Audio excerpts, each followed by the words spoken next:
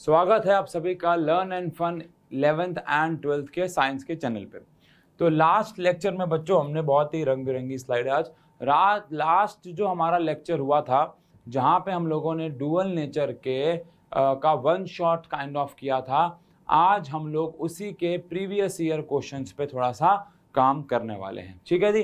Previous year question मैंने आपको शायद पता ही दिया था कि जो बच्चों ये चैप्टर है उसमें ज्यादातर केसेस में आपको ग्राफ वाले को मतलब मैं लाया तो यहाँ पे एक दो यूं, अब सेम क्वेश्चन बार बार ला के क्या होगा।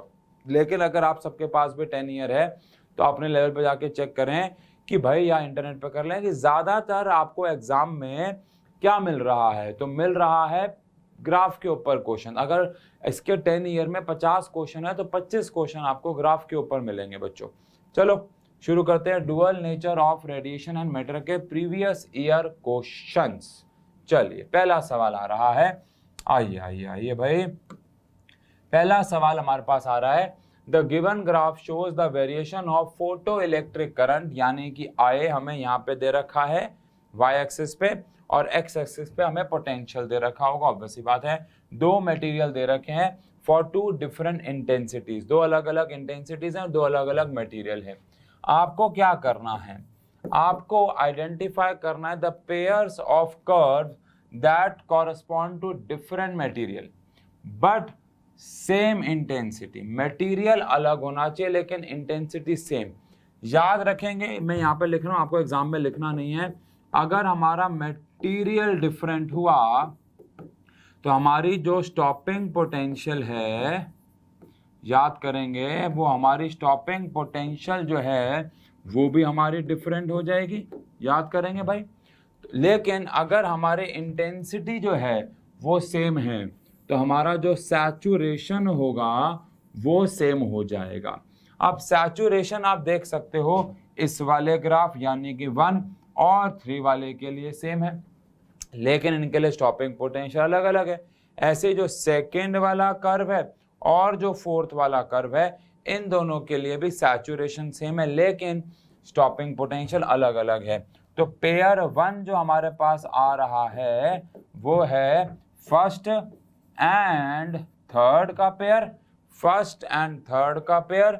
और जो पेयर हमारे पास कौन सा आ रहा है बच्चों, सेकेंड, वो आ रहा है सेकेंड और फोर्थ का पेयर। इन दोनों पेयर में आप देख सकते हैं कि इंटेंसिटी जो है वो सेम है क्योंकि सैचुरेशन सेम है। सेकेंड और फोर्थ वाला भी यहाँ जाके सैचुरेट हो रहा है, फर्स्ट और थर्ड वाला भी यहाँ जाके सैचुरेट हो रहा है, मतलब कि दोनों का सैचुरेशन सेम है। लेकिन इनके लिए स्टॉपिंग, फर्स्ट और थर्ड वाले के लिए स्टॉपिंग पोटेंशियल अलग है, सेकंड और फोर्थ वाले के लिए स्टॉपिंग पोटेंशियल अलग है। तो ये लोग हो गए जिनकी मटेरियल तो डिफरेंट है लेकिन इनकी जो इंटेंसिटी है वो सेम है। ठीक है, आगे बढ़ते हैं। Why is photoelectric emission not possible at all frequencies? बहुत ही सिंपल, इसको दो तरीके से समझा सकते हैं। ओरली समझा दें कि भैया फोटो इलेक्ट्रिक इफेक्ट करवाने के लिए इलेक्ट्रॉन्स को एटम में से बाहर निकालना पड़ता है and that will require some minimum amount of energy which is called work function, and to provide that work function, to provide that minimum energy we require certain frequency. ऐसा करके समझा दें, ये ऐसे करके समझा दें कि भाई अगर मुझे इलेक्ट्रॉन निकालना है तो काइनेटिक एनर्जी का formula h new minus nu not. अगर न्यू जो है वो लेस देन हुआ किससे, न्यू नॉट से, तो जो इलेक्ट्रॉन है वो नहीं निकलेगा, काइनेटिक एनर्जी जो है वो जीरो रहेगी, यानी कि नेगेटिव नहीं हो सकती, बात हुई थी, यानी कि कोई फोटो इलेक्ट्रिक इफेक्ट नहीं होगा। और अगर कोई फोटो इलेक्ट्रिक इफेक्ट नहीं हुआ तो इसका मतलब ये है कि भाई फोटो एमिशन नहीं हुआ, बेसिक बात है। तो ऐसे भी समझा सकते हो कि भैया अगर हमारी फ्रीक्वेंसी को थ्रेशोल्ड फ्रीक्वेंसी से ज़्यादा होना ही पड़ेगा, अगर वो नहीं हुई तो कोई फोटो एमिशन नहीं होगा बच्चों। ओके, ठीक है जी, आगे बढ़ते हैं। आसान सा मतलब सवाल था ये। अगला सवाल है, find the frequency of light which ejects electron from metal surface. और वो इलेक्ट्रॉन रुक जाते हैं अगर हम उन पे पोटेंशियल लगाते हैं 3.3 वोल्ट्स। इसका मतलब है कि ये 3.3 वोल्ट जो है वो स्टॉपिंग पोटेंशियल है। A photoelectric emission begins in this metal at the frequency, यानी कि थ्रेशोल्ड फ्रीक्वेंसी आपको दे रखी है, क्योंकि कह रहे हैं इतने पे फोटो इलेक्ट्रिक इफेक्ट शुरू हो जाता है। तो थ्रेशोल्ड फ्रीक्वेंसी कितनी है, 8 इंटू में 10 की पावर बच्चों 14 हर्ट्स है।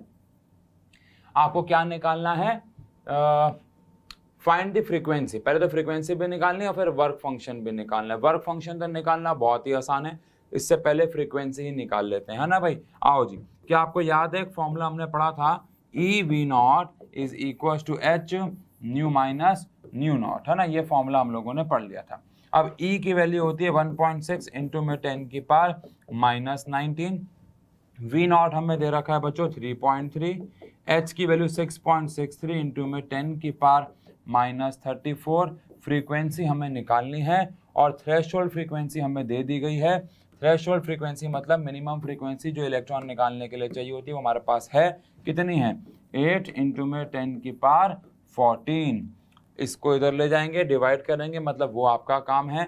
लेकिन या बताओ करा दूं कैलकुलेटर से, एक क्वेश्चन सॉल्व कराता हूँ, ऐसा करता हूँ, ठीक है जी। तो यहाँ आ गया हमारे पास 3.3 इंटू में 1.6 इंटू में 10 की पावर कितनी आ गई, माइनस 19, ये आ गया, है ना भाई। इतना हिस्सा आ गया पूरा, इतना हिस्सा पूरा आ गया। अब हम इसको डिवाइड में ले जाएंगे तो ये कितना आ जाएगा, 6.3 इंटू में 10 की पावर माइनस 34, और फिर ये आ जाएगा न्यू माइनस 8 इंटू में 10 की पावर 14, ठीक है जी। अब हम एक बार इसको क्या कर लेते हैं, सॉल्व कर लेते हैं कैलकुलेटर से, ताकि आप ये समझ जाओ कि भाई इसका आंसर को किस तरीके से सॉल्व, मतलब आपको आता ही होगा सबको वैसे तो, बट फिर भी एक बार रफ आइडिया ले लेते हैं बच्चों। तो ये आ गया 3.3 इंटू में 1.6 डिवाइडेड बाय बच्चों 6.3, तो ये आ गया हमारे पास 0.8, इस 0.84 आ गया एक्चुअली इस पूरे को सॉल्व करके। और ये आ गया हमारे पास, ऊपर जाएगा तो 10 की पावर कितना आ जाएगा, 15 आ जाएगा, है ना भाई, 10 की पावर 15 आ जाएगा। और ये आ गया न्यू 8 इंटू में 10 की पावर 14। अब इसको मैं क्या लिख सकता हूँ, 8.4 इंटू में 10 की पावर 14 इसको, और ये इधर जाएगा तो प्लस हो जाएगा 8 इंटू में 10 की पावर 14। बहुत अच्छी बात है कि 10 की पावर सेम आ गई, नहीं तो बनानी पड़ती, क्योंकि आपको पता होगा दो साइंटिफिक नोटेशन को सॉल्व करने के लिए 10 की पावर सेम बनानी पड़ती है। तो यहाँ पे 10 की पावर 14 तो कॉमन आ जाएगा, अंदर बच जाएगा 8.4 प्लस 8 विच इज 16.4 आ जाएगा, है ना। और यहाँ से हमारे पास न्यू की वैल्यू जो है बच्चों वो आ जाएगी। तो ये हमने क्या निकाल दिया, फ्रीक्वेंसी निकाल दिया। अब वर्क फंक्शन तो निकालना बच्चों बहुत ही आसान है। कैसे आसान है, वर्क फंक्शन निकालने के लिए हमें क्या करना होता है, वर्क फंक्शन निकालने के लिए यानी फाइन निकालने के लिए फॉर्मूला होता है एच न्यू नॉट। तो एच हमारे पास 6.63 इंटू में 10 की पावर माइनस 34 होता है ना भाई, इंटू में न्यू नॉट कर देंगे। न्यू नॉट हमारे पास है ही कितना, 8 इंटू में 10 की पावर 14 है। ये हमारे पास जो आंसर आएगा वो जूल्स में आएगा, लेकिन आपको बोला है किस में निकालना है, इलेक्ट्रॉन वोल्ट। तो जो भी आंसर आया उसको 1.6 इंटू में 10 की पावर माइनस 19 से डिवाइड कर देंगे, आंसर जो है बच्चों वो इलेक्ट्रॉन वोल्ट में आ जाएगा, है ना। वो तो यार वो तो बहुत आसान काम है। वर्क फंक्शन सीधा सीधा होता है, एच इंटू में new not, H new not, new not हमें दे रखा है, एच की डाली, सॉल्व कर दिया, मेरे हिसाब से कुछ भी नहीं है, ठीक है जी। चलिए आगे बढ़ेंगे, डन है। हाँ बहुत अच्छा सवाल है, ये भी काफ़ी अच्छा सवाल है बच्चों। इस सवाल में क्या कह रहे हैं, इस सवाल में कह रहे हैं using the graph shown in the figure for stopping potential versus the incident frequency of photons calculate the Planck's constant. शायद आपको याद हो जब मैं वन शॉट आपको करा रहा था पिछले वाले लेक्चर में, तो भी मैंने आपसे बात की थी कि ऐसे क्वेश्चन आपको एग्जाम में काफ़ी मिलेंगे जिसमें आपको ग्राफ दे दिया और उसके स्लोप की मदद से आपको कुछ चीज़ें निकालनी है। जैसे अब इस वाले ग्राफ में, ये ग्राफ किसके बीच में, वोल्टेज और फ्रीक्वेंसी के बीच में। आपको याद हो अगर तो वोल्टेज और फ्रीक्वेंसी के बीच में हमने जो इक्वेशन बनाई थी वो बनाई थी H/E new minus H/E new naught, है ना। अगर याद नहीं है तो भाई आप जाके चेक करो, वन शॉट चेक करो, वन शॉट देख चुके हो, कहीं नोट्स बनाए होंगे, उन नोट्स को जाके चेक करो, फॉर्मूला आपको मिलेगा। इस हिसाब से अगर बात करें तो हमें ग्राफ का जो स्लोप मिलेगा वो किसके बराबर मिलेगा, H/E। लेकिन भाई स्लोप का फॉर्मूला तो हाइट अपॉन बेस होता है, जिसको कहीं लोग y2 माइनस y1 अपॉन में x2 माइनस x1 भी कह देते हैं, एक ही बात है। अच्छा, h/e। अब इस ग्राफ के स्लोप में अगर हम हाइट देखें तो हमें दे रखी है 1.23, हाइट हमें दे रखी है 1.23। अगर हम यहाँ से नाप रहे हैं तो हाइट जा रही है 1.23, लेकिन बेस कितना है शायद दिख रहा हो, 5 से शुरू हो रहा है और 8 पे जा रहा है। तो 5 से 8 के बीच में कितना गैप होता है, 5, 6, 7, 8, यानी कि 3 का गैप होता है। बस फर्क ये है, ये 10 की पावर 14 है, 3 इंटू में 10 की पावर क्या है, 14 है। अब इलेक्ट्रॉन पे चार्ज 1.6 इंटू में 10 की पावर माइनस 19, 1.23 अपॉन में 3, ये ऊपर चला जाएगा 10 की पावर माइनस 14 हो जाएगा। अब ये चला जाएगा उधर, तो h की वैल्यू आ जाएगी 1.23 इंटू में 1.6 अपॉन में क्या बच्चों, 3। अब इंटू में यहाँ पे 10 की पावर माइनस 14 है और 10 की पावर माइनस 19 है, तो 10 की पावर माइनस 33 तो यहीं से ही आ गया है ना। तो 10 की पावर माइनस 33 यहीं से आ गया। इसको आप सॉल्व और करोगे अभी आगे और होगा, तो 0 पॉइंट कुछ आ गया, 10 के माइनस 34, यानी 6.6 10 के माइनस 34 के आसपास आंसर आ जाएगा प्लैंक्स कांस्टेंट का। ठीक है जी, यूनिट सबको पता है इसकी, जूल सेकेंड हो जाती है। तो काफ़ी अच्छा क्वेश्चन है, क्योंकि इस क्वेश्चन में आपको ये पता होना चाहिए, ये याद होना चाहिए कि जब वोल्टेज और फ्रीक्वेंसी के बीच में ग्राफ प्लॉट किया जाएगा तो जो स्लोप है वो h के बराबर नहीं होगा, लेकिन वो किसके बराबर होगा, h/e के। ये बात आपको ध्यान रखनी है। फिर बाकी दो स्लोप को बस हाइट अपॉन बेस से निकाल के उससे इक्वेट कर देना है। डन है, ठीक है जी। चलिए अगला सवाल आ रहा है। सवाल सारे अच्छे मिलेंगे आपको इसमें। कह रहे हैं मोनोक्रोमेटिक लाइट है जिसकी फ्रीक्वेंसी आपको दे रखी है 6 इंटू में 10 की power 14 hertz, is produced by a laser. आपको पावर जो है लेजर की दे रखी है 2 इंटू में 10 की पावर -3 वॉट। ठीक है जी। Estimate the number of photons emitted per second. Time आपको दे रखा है 1 सेकेंड। आपको बताना है कितने फोटोन्स वहां से एमिट होंगे। सबसे पहली बात तो पावर का फॉर्मूला होता है एनर्जी अपॉन में टाइम। उस हिसाब से एनर्जी का फॉर्मूला हो गया पावर इंटू में टाइम।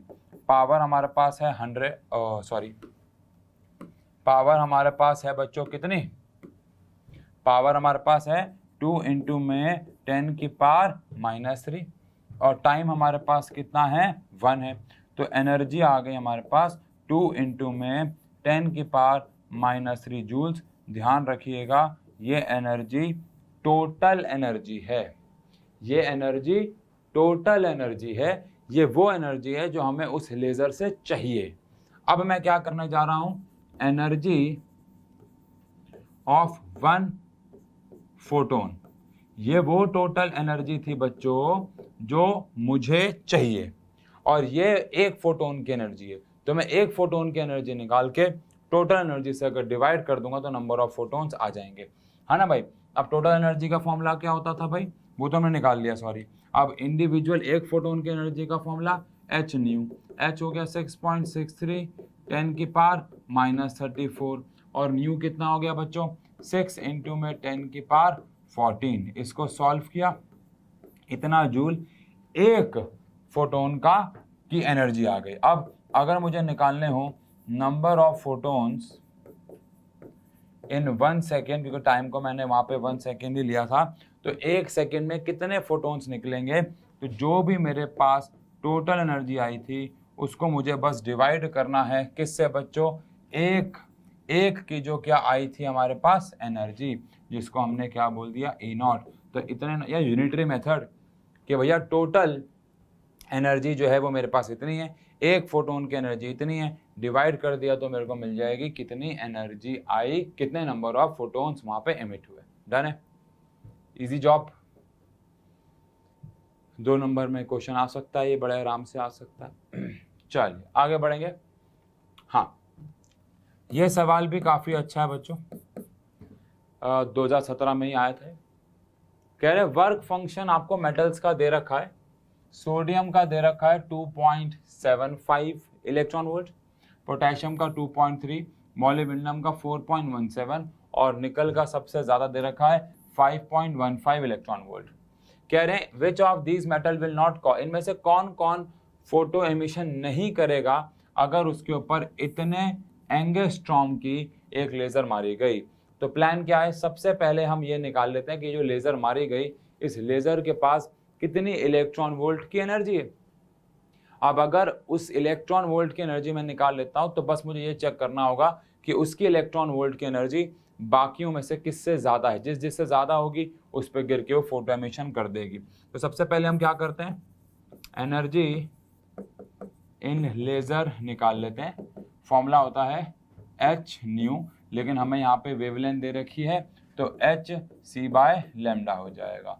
एच हो गया 6.63 इंटू में 10 की पावर -34, सी हो गया 3 इंटू में 10 की पावर 8 अपॉन में लैम्डा कितना हो गया 3300 इंटू में 10 की पावर -10।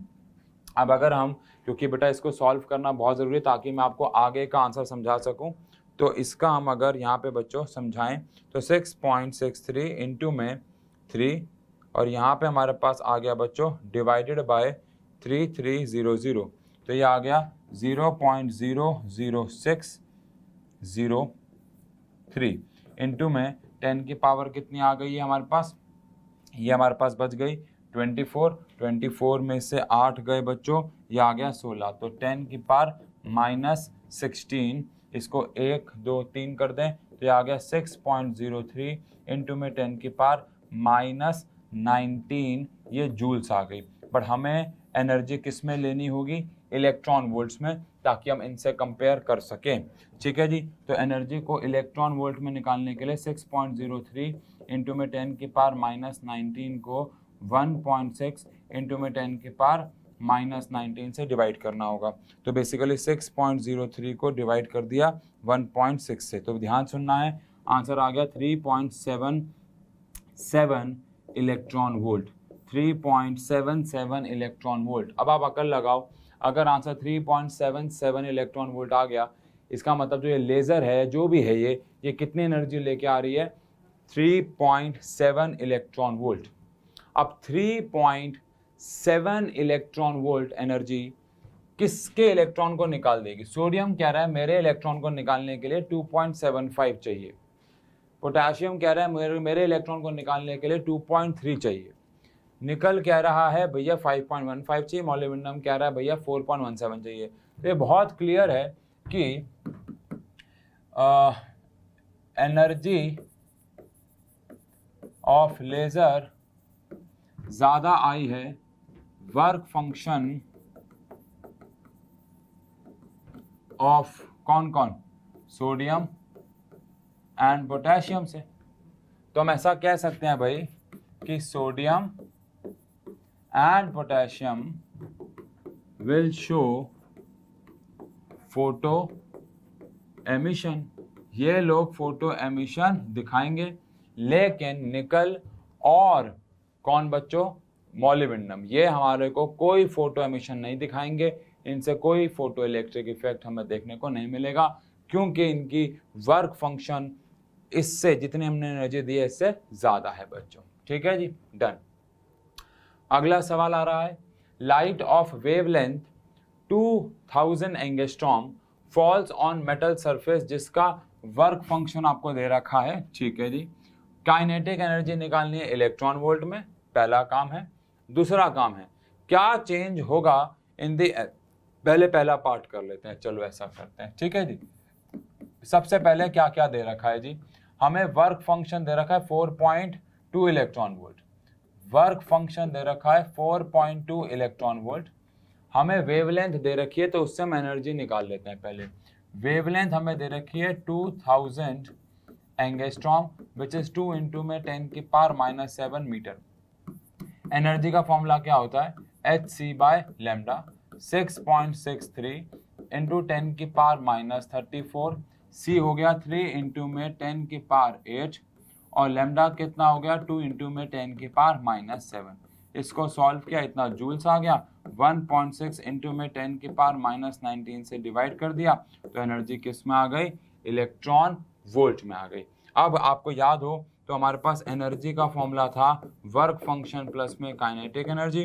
काइनेटिक एनर्जी हमें निकालनी है, तो यहाँ से एनर्जी जो भी हमारे पास आई माइनस में वर्क फंक्शन जो कि हमारे पास 4.2 है, सॉल्व कर दिया, इतना इलेक्ट्रॉन वोल्ट आंसर आ गया। सब कुछ इलेक्ट्रॉन वोल्ट में रखा क्योंकि क्वेश्चन में ही बोला गया था कि काइनेटिक एनर्जी किस में निकालनी है, इलेक्ट्रॉन वोल्ट में। अच्छा, अब इसका फर्स्ट पार्ट अगला आता है कि what will be the change in the energy of the emitted electron अगर हम इंटेंसिटी को चेंज करेंगे। तो आंसर है इंटेंसिटी चेंज करने पे मैंने आपको बताया था कि सिर्फ नंबर ऑफ फोटॉन्स बढ़ेंगे और नंबर ऑफ फोटॉन्स के बढ़ने से नंबर ऑफ इलेक्ट्रॉन्स जो है वो ज़्यादा इजेक्ट होंगे। इससे कोई फर्क नहीं पड़ेगा काइनेटिक एनर्जी पे। काइनेटिक एनर्जी सिर्फ और सिर्फ डिपेंड करती है फ्रीक्वेंसी यानी कि एनर्जी ऑफ लाइट पे, जो उसके ऊपर रेडिएशन गिर रही है उसकी फ्रीक्वेंसी पे, ना कि उसकी इंटेंसिटी पे। तो आंसर है कोई डिपेंडेंसी यहाँ पे नहीं होगी। कह रहे हैं अगर same light falls on another surface of work function 6.5 तो उसकी एनर्जी जो है वो क्या होगी। यानी अब आपको जो हमने वर्क फंक्शन यहाँ पे कितना लिया था 4.2, उसकी जगह बस आपको अब क्या लेना है 6.5 और देखना है कि फोटो एमिशन होगा भी कि नहीं। क्या पता ये वाली एनर्जी जो है वो ज़्यादा आ रही हो, यही 6 वो तो पता नहीं हमें, लेकिन इतना तो पता है कि अगर फोटो एमिशन हुआ भी तो काइनेटिक एनर्जी कम हो जाएगी क्योंकि जो वर्क फंक्शन है वो बढ़ गया है। पहले 4.2 था लेकिन अब उन्होंने 6.5 कर दिया है ना भाई। डन, ठीक है, हो जाएगा, आसान सवाल है, फौरन 2011 में आया था भाई, फौरन से कर लेना इसको। चलिए अगला सवाल, एक फोटोन है और एक प्रोटॉन। अच्छा हाँ भाई, याद आया मुझे, ये एक डेरिवेशन टाइप क्वेश्चन है और ये मुझे अभी भी याद है जब ये पेपर में आया था बच्चों के, तो उस साल अगले साल बहुत ये क्वेश्चन छाया रहा था। मतलब 2000, ये वैसे बोर्ड के एग्ज़ाम में भी आया हुआ है, ऑल इंडिया में तो आया हुआ है, लेकिन ये दिल्ली बोर्ड में भी आया हुआ है। मुझे यहाँ तक याद है शायद ये इससे 1 साल पहले आया होगा, लेकिन मुझे बहुत अच्छे से याद है कि इस क्वेश्चन में बहुत कंट्रोवर्सी हुई थी। बहुत सारे बच्चे इसको सॉल्व नहीं कर पा रहे थे और बहुत सारे बच्चों को क्वेश्चन समझ में ही नहीं आया था, तो बड़ी प्रॉब्लम हो गई थी। लेकिन अब ये हर 10 ईयर में है, तो अब जो बच्चा 10 ईयर करता है उसको ये क्वेश्चन आता है मेरे हिसाब से, है ना भाई। क्वेश्चन क्या है आप देखें, एक फोटोन है और एक प्रोटॉन है, इनकी सेम डी ब्रॉगली वेवलेंथ है।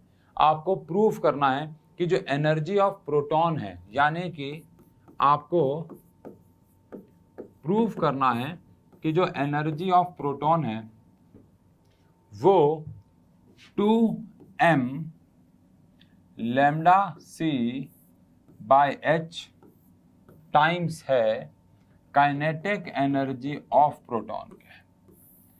2m lambda c by h times है किसके, काइनेटिक एनर्जी की। ठीक है जी, आओ भाई इसको एक बार ही देख लें। सबसे पहली बात तो हमें ये बोल दिया गया है कि वेवलेंथ ऑफ फोटोन और वेवलेंथ ऑफ प्रोटॉन ये दोनों आपस में क्या हैं, बराबर है। ये बात हमें बोल दी गई है। अगर आप देखें कि भाई जो फोटोन है और भाई जो प्रोटॉन है, इन दोनों की जो वेवलेंथ हमें दे रखी है वो इक्वल दे रखी है। अब वेवलेंथ इक्वल रखने से क्या हो जाएगा ये अभी हम देख लेंगे, लेकिन इतना पता है कि दोनों की जो वेवलेंथ है वो आपस में क्या है बच्चों, बराबर है। और हमें एनर्जी को 2m इस पूरे मतलब की प्रोसेस के बराबर यहाँ पे रखना है। ठीक है, अच्छा एक बात बताओ, क्या ये कहना ठीक है कि एनर्जी का फॉर्मूला होता है mc²? एनर्जी का फॉर्मूला होता है mc²। अब अगर मैं इस इक्वेशन में mc² और अच्छा आपको ये पता होगा भाई कि हमारे पास जो एनर्जी आती है वो हम h न्यू के बराबर भी रखें, क्योंकि यार देखो यहाँ पे बात हो रही है फोटोन के लिए और प्रोटॉन के लिए, तो हम एनर्जी को mc² या इन सब के फॉर्म में भी अलग अलग तरीके से क्या कर सकते हैं, रिप्रेजेंट कर सकते हैं। अब हमारे पास एनर्जी mc² तो होती ही है, बोलो, लेकिन मैं यहाँ पे इसको काइनेटिक एनर्जी की यानी एनर्जी को काइनेटिक एनर्जी के टर्म्स में रिप्रेजेंट करना चाहता हूँ। तो एनर्जी को काइनेटिक एनर्जी के टर्म्स में कैसे रिप्रेजेंट करें? मेरे पास अगर एनर्जी है तो मैं उसको काइनेटिक एनर्जी के टर्म्स में अगर रिप्रेजेंट करना चाहता हूँ तो मैं उसको कैसे रिप्रेजेंट करूँ? तो भाई बहुत सिंपल सी बात है, क्या ऐसा कहना ठीक होगा कि लैम्डा फोटोन का होता है h अपॉन में mv? लेमडा फोटोन का होता है h/mv, और हम mv की जगह √2m/ke रखते आए हैं। ये फॉर्मूला अगर आपको याद नहीं है तो डी ब्रॉगली वाली वीडियो में जाइए और वापस जाके चेक करें कि इसका फॉर्मूला हम लोगों ने वहाँ पर डिराइव करवाया था कि भाई lambda is equal to h/mv भी है। मतलब मैंने वन शॉट में डिराइव तो नहीं करवाया था लेकिन लिखवाए थे एटलीस्ट सारे के सारे फॉर्मूले। तो E इज इक्वल टू हमारे पास क्या होता है बच्चों, mc²। अब यहाँ पे मैं चाहता हूँ ये जो एनर्जी है फोटोन की, एनर्जी है जो प्रोटॉन की, वो किसके बराबर आ जाए, काइनेटिक एनर्जी के इतने मल्टीपल के बराबर आ जाए। ये पूरे के मल्टीपल के बराबर आ जाए काइनेटिक एनर्जी, इतना मुझे प्रूफ करना है। ठीक है जी, ज़्यादा मुश्किल काम नहीं है। काइनेटिक एनर्जी जो है वो mc² के बराबर तो है ही, है ना भाई। इसको हम मान लेते हैं फर्स्ट इक्वेशन। अब ऑल्सो आप सबको पता है बच्चों कि अगर मैं बात करूं काइनेटिक एनर्जी की, तो काइनेटिक एनर्जी का फॉर्मूला हाफ mv² तो होता ही होता है, लेकिन काइनेटिक एनर्जी का फॉर्मूला मोमेंटम का स्क्वायर एक्चुअली अपॉन में 2m होता है। ये काइनेटिक एनर्जी है हमारे पास। काइनेटिक एनर्जी का फॉर्मूला मोमेंटम का स्क्वायर अपॉन में 2m होता है, शायद आपको पता होगा क्योंकि हमने 11th क्लास में मोमेंटम को √2m/ke प्रूफ किया था। तो अगर हम स्क्वायर कर दे तो ये वाला फॉर्मूला हमारे पास आ जाएगा। इसको हम सेकेंड इक्वेशन मान लेते हैं। और हमने लास्ट क्लास में बात की थी वन शॉट में कि lambda is equal to h/p भी होता है। तो यहाँ से p की वैल्यू आ गई हमारे पास h/λ। इसको मान लेंगे थर्ड। अब थर्ड को सेकेंड में हम लोग पुट कर देंगे, पुटिंग थर्ड इन सेकेंड। अब थर्ड वाली इक्वेशन को अगर हम सेकेंड में पुट कर देंगे तो काइनेटिक एनर्जी हमारे पास आ जाएगी, p के स्क्वायर की जगह हमने रख दिया h/λ। p के स्क्वायर की जगह हमने रख दिया बच्चों h, ओहो क्या हो रहा है, एक सेकेंड, हाँ, p के स्क्वायर की जगह हमने क्या रख दिया h/λ, h/λ इसका स्क्वायर डिवाइडेड बाय हमारे पास क्या है 2m तो है ही। तो यहाँ से काइनेटिक एनर्जी हमारे पास आ गई h का स्क्वायर अपॉन में 2m लैम्डा का स्क्वायर। इसे मान लो इक्वेशन ए क्यों, क्योंकि हमारे लिए फाइनल इक्वेशन है।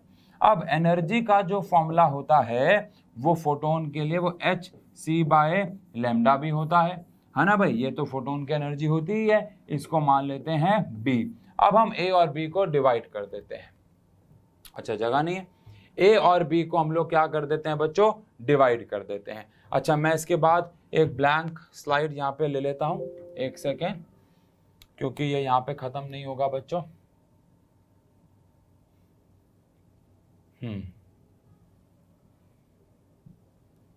हाँ अब ठीक है, ठीक है जी। तो यहाँ पे हमने अभी तक क्या प्रूफ कर दिया है, दोबारा देख लेते हैं, गैप आ गया बीच में बच्चों, कि यहाँ पे हमारे पास एनर्जी आ चुकी है काइनेटिक h²/2m λ² और यहाँ पे E आ गया है hc/λ। अब हम क्या करेंगे, इन दोनों को डिवाइड कर देंगे a और b को, है ना भाई। तो डिवाइडिंग a एंड b, अगर मैं a और b को डिवाइड कर देता हूं तो यहाँ पे क्या आ जाएगा मेरे पास, काइनेटिक एनर्जी अपॉन में क्या आ जाएगा, एनर्जी।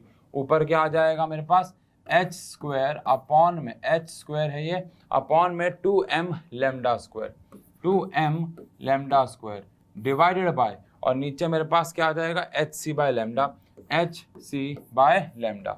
तो काइनेटिक एनर्जी अपॉन में एनर्जी आ गया मेरे पास h² इंटू में लैम्डा अपॉन में 2m λ² और hc। एक लैम्डा से एक लैम्डा गया, एक h से एक h गया, तो काइनेटिक एनर्जी अपॉन में एनर्जी हमारे पास क्या आ गया, h अपॉन में 2m λc। ठीक है, उल्टा कर देंगे तो एनर्जी अपॉन में काइनेटिक एनर्जी आ जाएगा बच्चों हमारे पास 2m λc अपॉन में h। और आप समझ गए अब तो एनर्जी आ गया 2m λc अपॉन में क्या बच्चों, h इंटू में क्या बच्चों, काइनेटिक एनर्जी। तो काफ़ी अच्छा ये क्वेश्चन है। एक्चुअली क्वेश्चन के साथ साथ ये एक छोटी सी क्या भी है, डेरिवेशन भी है। बहुत अच्छा सवाल। है ना भाई, लैम्डा बराबर दे रखा था, तभी हमने इसके लैम्डा को उसके लैम्डा से काटा है, इसकी ज़रूरत थी। ठीक है बच्चों, इसकी ज़रूरत नहीं है। काइनेटिक एनर्जी आया p²/2m, जहाँ फिर हमने p की वैल्यू h/λ होती है। ये हमारे पास 11th क्लास है, ये हमारे पास डी ब्रॉगली वेवलेंथ से आया, वैल्यू पुट कर दी, काइनेटिक एनर्जी निकाल लिया, फिर total energy hc/λ, Planck's quantum theory, दोनों को डिवाइड कर दिया। डन है बच्चों, अच्छा सवाल है, काफ़ी है। चलिए, तो ये हमारे पास एक और सवाल आ रहा है बच्चों। कह रहे हैं एक प्रोटॉन है और एक अल्फा पार्टिकल है, दोनों की सेम डी ब्रॉगली वेवलेंथ है, यानी प्रोटॉन की डी ब्रॉगली वेवलेंथ और अल्फा पार्टिकल की डी ब्रॉगली वेवलेंथ। ये क्वेश्चन बहुत आते हैं ऐसे एग्जाम में। आपको बताना है क्या रेशियो होगा उनके पोटेंशियल्स का। पहले पार्ट में पोटेंशियल्स का रेशियो निकालना है। ठीक है जी, वेवलेंथ को पोटेंशियल के फॉर्म में कैसे लिखते हैं, h/2m/2m⁴ लेकिन ये ध्यान रहे प्रोटॉन का है, और यहाँ पे h/√2, अब ये अल्फा का है। सबको पता होना चाहिए अल्फा का मास प्रोटॉन के मास से 4 गुना होता है, तो मैंने यहाँ 4m रख दिया, और उसका चार्ज दुगना होता है चार्ज ऑफ प्रोटॉन से, और यहाँ पे पोटेंशियल हम लोग मान लेते हैं प्रोटॉन की Vp, और यहाँ पे V अल्फा, बाकी सब सेम है। H से H कैंसिल, M से M कैंसिल रूट में, Q से Q कैंसिल, और 2 से 2 कैंसिल, तो यहाँ पे 8 बच जाएगा। तो यहाँ आ जाएगा 1/√Vp, और यहाँ आ जाएगा 1/√8V alpha. Squaring both side कर देंगे और रेसिप्रोकल कर देंगे, तो Vp 8V अल्फा। तो यहाँ से हमारे पास अगर मैं रेशियो निकाल दूँ प्रोटॉन का पोटेंशियल और अल्फा का पोटेंशियल, तो ये आ जाएगा हमारे पास 8:1। दोबारा से समझ लें, लैम्डा का फॉर्मूला h/2mv होता है, qv होता है। प्रोटॉन का चार्ज अगर q है तो अल्फा का उसका दुगना होता है। प्रोटॉन का मास अगर m है तो अल्फा का चार्ज उसके 4 गुना होता है। उसके बाद हमने रेशियो निकाला। ऐसे ही इनके स्पीड का भी रेशियो निकाल लेंगे सेकेंड पार्ट में, वो तो और आसान है। लैम्डा प्रोटॉन का और लैम्डा अल्फा का सेम दे रखा है। स्पीड के टर्म्स में h/mv होगा, ये v ये वेलोसिटी किसकी है, प्रोटॉन की, और h/m, अब इसका मास 4 गुना होता है बच्चों, और यहाँ पे वेलोसिटी अल्फा के आगे, बाकी सब कैंसिल हो गया। प्रोटॉन की वेलोसिटी 4 गुना आ गई किसके, अल्फा के, तो प्रोटॉन की वेलोसिटी और अल्फा की वेलोसिटी का रेशियो 4:1 आ गया। काफ़ी अच्छा सवाल है जी। डन है। चलिए, मेरे हिसाब से ये 2 सवाल हमारे पास रह गए हैं, आप इनको भी निपटाते हैं बच्चों। आओ, पहला सवाल है, 2 हमें ग्राफ दे रखे, इनमें हमें लैम्डा और 1/√v के बीच में ग्राफ दे रखा है। लैम्डा का फॉर्मूला h/√2m³ और √v होता है, तो ये हमारे लिए स्लोप हो जाता है। कह रहे हैं इनमें से कौन सा वाला ग्राफ जो है वो h12 के लिए है और कौन सा वाला h13 के लिए। जिसका मास ज़्यादा होगा उसका स्लोप कम हो जाएगा। ये lambda is equal to h/√2m³ √v होता है, तो जिसका मास ज़्यादा होगा उसका स्लोप कम हो जाएगा। तो साफ दिख रहा है आपको कि b का स्लोप जो है वो कम है। इसका मतलब जो b है वो h13 को रिप्रेजेंट कर रहा है, और a जो है वो h12 को, क्योंकि b का स्लोप कम है जिसका मास ज़्यादा है और 13 का मास ज़्यादा है। Identify which line corresponding to these nucleus, मैंने बता दिया। अच्छा, स्लोप को क्या, ओहो, ये तो सेकंड पार्ट का आंसर मैंने दे दिया। फर्स्ट पार्ट में पूछ रहे हैं कि स्लोप से क्या रिप्रेजेंट हो रहा है, तो भाई h/2m³ इंटू में √v होता है। अब ये ग्राफ 1/√v का है, तो इसका मतलब है ये पूरा हिस्सा जो मैंने बताया आपको ये स्लोप के बराबर हो गया। y = mx+c, मैथ्स की स्ट्रेट लाइन की इक्वेशन के हिसाब से। ठीक है जी। अगला सवाल मेरे को ये कराना तो नहीं चाहिए क्योंकि बहुत आसान है, बट ये मैंने इसलिए डाला ताकि आप समझ जाओ कि ऐसे क्वेश्चन भी एग्जाम में आते हैं। कह रहे हैं कि इलेक्ट्रॉन है जिसकी वेलोसिटी आपको 2.2 इंटू में 10⁸ मीटर पर सेकेंड दे रखी है। आपको डी ब्रॉगली वेवलेंथ निकालनी है। तो लैम्डा का फॉर्मूला h/mv होता है। h की वैल्यू बोल दो 6.63 इंटू में 10⁻34। m की वैल्यू बोल दो, मास बोल दो, मास इलेक्ट्रॉन का 9.1 इंटू में 10⁻31 kg, और वेलोसिटी आपको दे रखी है 2.2 इंटू में 10⁸ सॉल्व करना है बच्चों, इतना मीटर, क्योंकि वेवलेंथ निकाल रहे हैं, आंसर आ जाएगा। समझ रहे? तो ये क्वेश्चन डेरिवेशन के नीचे 1-2 नंबर में पूछते हैं, लेकिन ऐसे क्वेश्चन काफ़ी आते हैं। ये वाले बहुत आए हैं एग्जाम में, ये एक बार आया है पेपर में, 2 बार आया है, लेकिन बहुत अच्छा सवाल है। सारे सवाल अच्छे हैं यार, ये भी काफ़ी बार आया हुआ है, ये तो आया ही हुआ है, मतलब सारे आए हुए हैं, तभी तो यहाँ पे लाए हैं बच्चों हम लोग। ठीक है जी, तो ये हमारे हुए क्या बच्चों, PYQ किसके, डुअल नेचर के। तो डुअल नेचर का हमने लास्ट क्लास में 1 शॉट किया था, आज हमने PYQ कर लिया। ऐसे हम लोग एटम का 1 शॉट करेंगे, फिर उसके PYQ, फिर न्यूक्लियाई का 1 शॉट करेंगे और फिर उसके PYQ करेंगे। सेमीकंडक्टर का भी काम है, ठीक है जी। और EM वेव भी बच्चे कह रहे थे करा दो, ऑल्दो पहले तो मुझे लगा कि उसके पर उसमें कुछ है नहीं कराने के लिए, तो बट चलो देख लेंगे, वो टाइम के हिसाब से बात कर लेंगे। मिलते हैं अगले लेक्चर में, एटम का हम लोग 1 शॉट करेंगे और उसके अगले लेक्चर में एटम के PYQ। मिलते हैं, thank you so much, thank you.